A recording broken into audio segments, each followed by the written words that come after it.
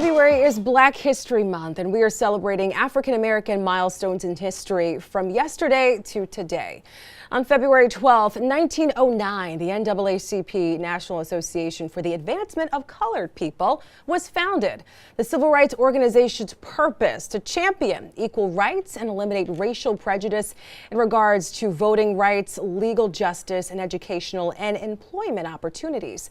Flash forward to 2013 and the hashtag BlackLivesMatter after the acquittal of George Zimmerman in the shooting death of African-American teen Trayvon Martin. That hashtag became a grassroots movement and expanded to a global activist network fighting for justice.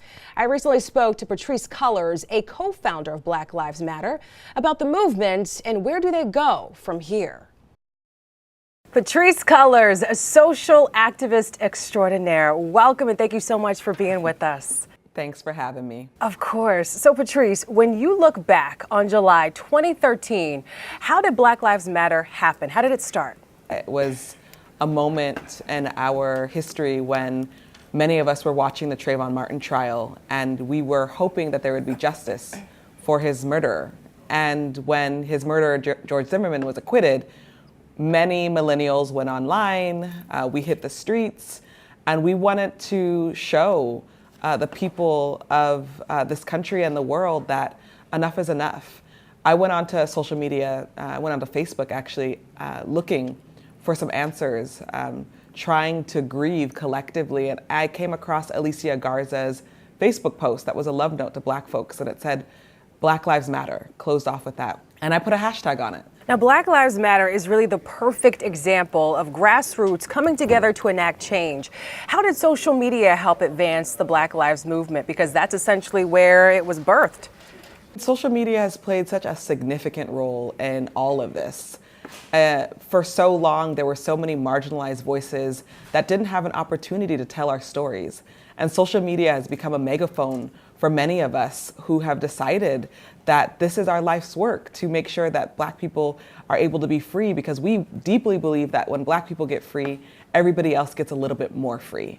So Patrisse, almost 6 years later, how far have we come? Are you encouraged with the conversations that we're now having?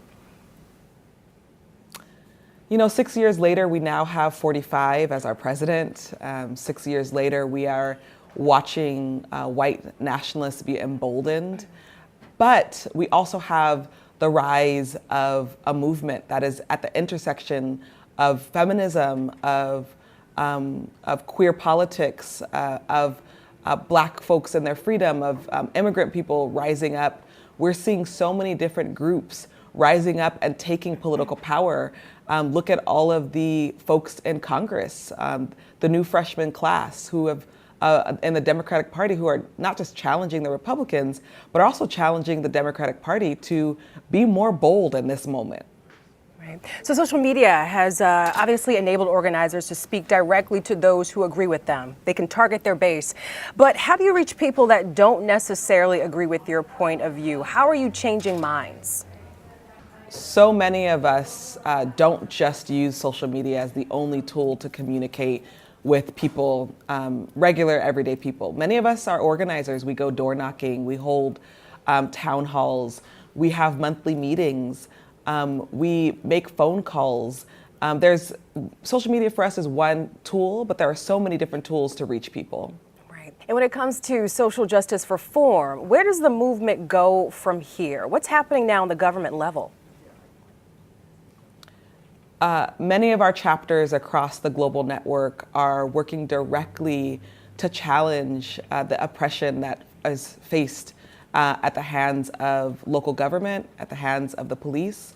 Our chapter in Tennessee, Nashville, Tennessee, was really huge at helping get Cyntoia Brown clemency. Our chapter in Chicago has successfully sued their police department.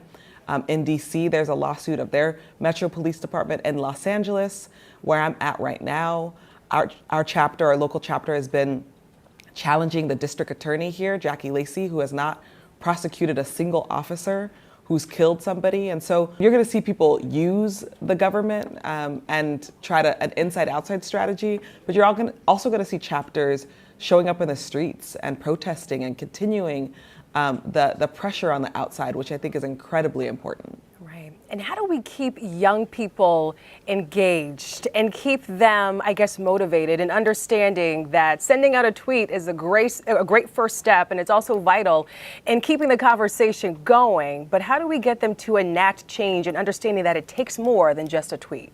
There are so many different ways that young people are already active. We can look at the March for Our Lives students and young people. They are the future, and they're literally taking the next phase of activism into their own hands. And how do you think the culture of celebrity has helped the Black Lives Matter movement? We, Black Lives Matter, have created a moment where fighting for justice is actually cool. We know that things don't stay cool forever, but it's important that there has been deep celebrity engagement in this particular moment. And we've seen celebrities choose sides, which side of history they're going to be on. So Patrisse, tell me a little more about the Healing Justice Initiative. For us, we understand that many of us are suffering from PTSD.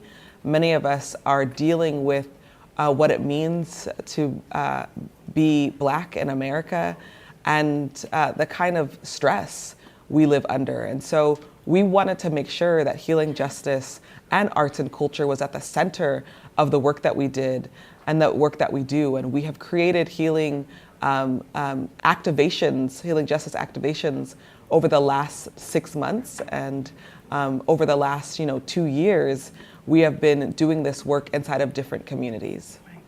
And Patrisse, what is the biggest lesson you think we can learn from history? I think the biggest lesson we can learn from history is that there is a long, long road towards the justice that we believe that we deserve. That we're not going to get it in 1 year, in 2 years, in 6 years. That many of our ancestors fought exactly like we're fighting today. And while we might feel like, what's the point? There is a point, because the hope is that in 100 years from now, 150 years from now, our children's children's children will be able to benefit from what we have fought for. Right. And you mentioned we are now 6 years removed from when Black Lives Matter was essentially birthed, and you noted the huge kind of cultural shifts that we've seen since then within that time. So what present day figure or person is inspiring you today, and why? I have so many present day figures that inspire me today. I just think about the people in the larger Black Lives Matter movement, people like Mary Hooks in Atlanta, who's been fighting for bail reform, or like Charlene Carruthers in Chicago, who was one of the first founding directors of the BYP 100, or people like Melina Abdullah here in Los Angeles, who's our local Black Lives Matter chapter lead, who has 3 children and is a professor and takes on the Black Lives Matter local chapter as another full-time job. These are the people, mostly women, a lot of whom are queer, that are fighting on the front lines for our lives. All right, Patrisse Cullors, you continue to do remarkable work. Thank you so much for being with us.